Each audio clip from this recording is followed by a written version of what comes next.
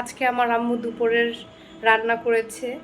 তো আমার একটা পছন্দের খাবার রান্না করেছে, তো আমাকে বলছে সেই খাবারটা খাওয়ার জন্য এবং সেটা রিভিউ করার জন্য। তো আমি এখন যাচ্ছি খাবার খেতে।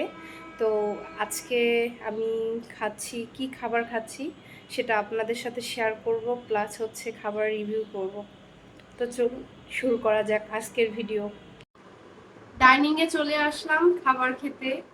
মা সুন্দর করে প্লেট সাজায় দিছে, মানে এতটুকুন রাইস, আর রাইসের সাথে এইটা আমি জানি না, এটা গরুর মাংস অনেক ছোট ছোট টুকরা টুকরা করে রান্না করছে।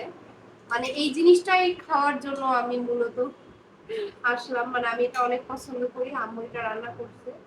তো খেয়ে দেখি কেমন হয়েছে। আমার মায়ের হাতে রান্না সবসময় মাশাআল্লাহ অনেক সুন্দর হয়।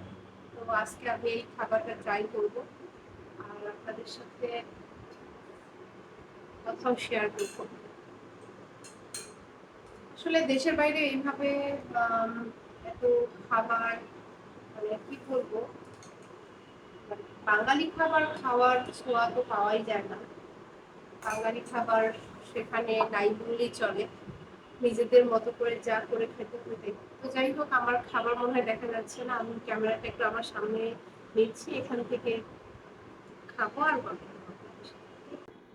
কতদিন পর মায়ের হাতের রান্না খাবো, এটা ভাবতেই মনটা ভালো হয়ে গেল। বিসমিল্লাহ। হুম,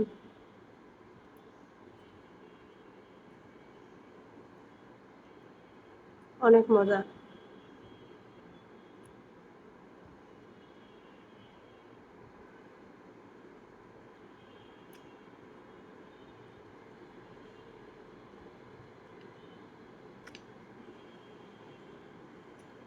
রান্নাটা মাশাআল্লাহ খুব ভালো হয়েছে।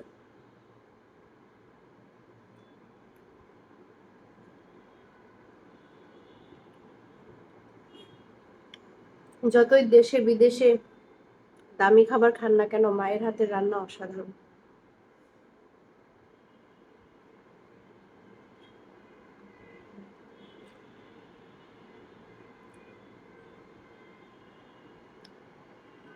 মনে হচ্ছে অমৃত খাইতেছি।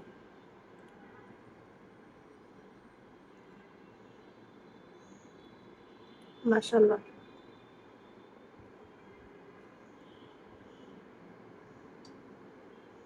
ঠিক আছে, আপনারা থাকেন, আমি খাবারটা খেয়ে নিই। খেয়ে আপনাদের সাথে আবার যুক্ত হচ্ছি একটু পরে।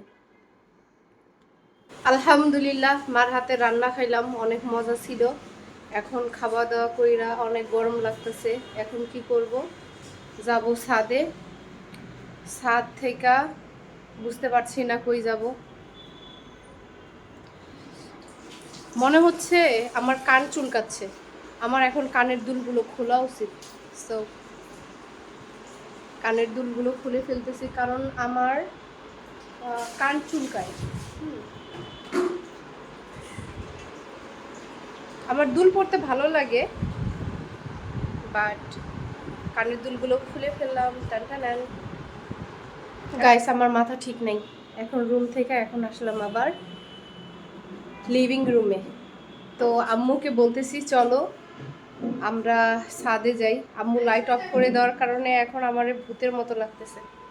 আম্মু লাইট অফ করে দিলা কেন? এখন আমি আমার লাইটটা অন করে দিই। আলো চলে আসছে। আম্মু চলো ছাদে যাই, আসো। আমার স্যান্ডেলগুলো তো খুঁজে পাইতেছি না, কোথায়?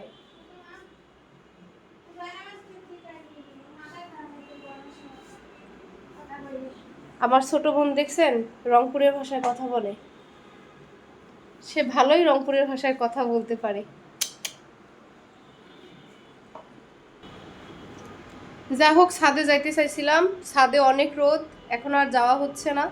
তো আপনারা কে কোথা থেকে আমার এই ভিডিও দেখছেন তা কমেন্ট করে জানাবেন, যেন পরবর্তী ভিডিওতে আপনাদের নামগুলো পড়তে পারি আর বুঝতে পারি আপনারা কোথা থেকে দেখছেন। তো আমি মূলত চায়না থাকি, বাংলাদেশে আসছি ঈদের ছুটিতে ঘুরতে। আর প্রবাসী ভাই বোনেরা যারা যেখান থেকে আমার ভিডিও দেখছেন অবশ্যই সকলে কমেন্ট করবেন আর জানাবেন আমার ভিডিওটা কেমন হয়েছে। আর সকলে অনেক অনেক ভালো থাকবেন, সুস্থ থাকবেন। আজকে এ পর্যন্তই, আবারও দেখা হবে নতুন আরেকটা ব্লগে। সকলে ভালো থাকবেন। আল্লাহ হাফেজ।